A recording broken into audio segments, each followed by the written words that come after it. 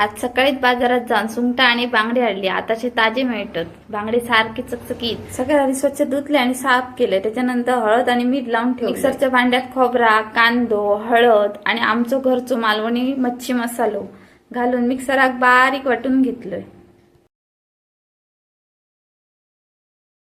त्यानंतर एका मातीच्या भांड्यात कांदो टोमॅटो परतून घेतलंय आणि कांदा टोमॅटो मऊ झाल्यानंतर त्याच्यात वाटण बनवलेला होता आता ओतलंय आणि लागत तेवढा पाणी घालून आमटीचं सार करून घेतलंय. खूप जाड पण ना आणि खूप पातळ पण ना.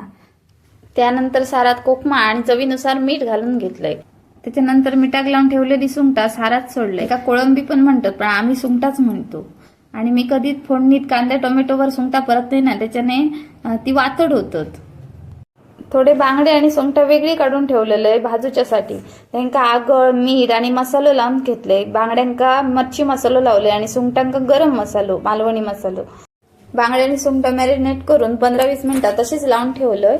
जरा वेळान मग भाजतो. तोपर्यंत सारात चांगली उकळी इलेली आणि चांगली शिजलेली सुंगटा. काही ठिकाणी एका गरम मसालो घालतात पण आम्ही घाललो ना. गोव्यात एका हुमण म्हणतात सुंगटाचा.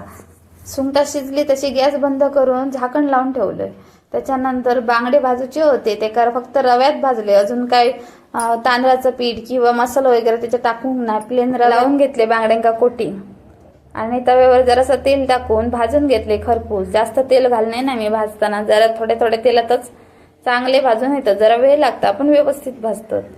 प्रत्येकाची जेवण बनवण्याची पद्धत वेगवेगळी असते. आपण लहानपणापासून ज्या पद्धतीत बनवलेलं जेवण बघतो, खातो, तसंच जेवण आपल्या आवडीचं झालेलं असतं आणि आपण तसंच बनवतो. त्याच्यामुळे तसंच कदाचित प्रत्येकाच्या हातची चव वेगवेगळी असता. सगळे बांगडे खरपूस भाजून झाल्यानंतर सुंगटांका पण रव लावले आणि तेलात भाजून घेतले. माझ्या पिल्लूक सुंगटा आवडतात. खावचा नाही पण आपला त्याका वया असता.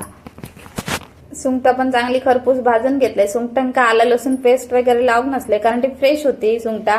आणि सुंगटांका आला लसूण पेस्ट लावल्यानंतर तिची चव वेगळीच जाता.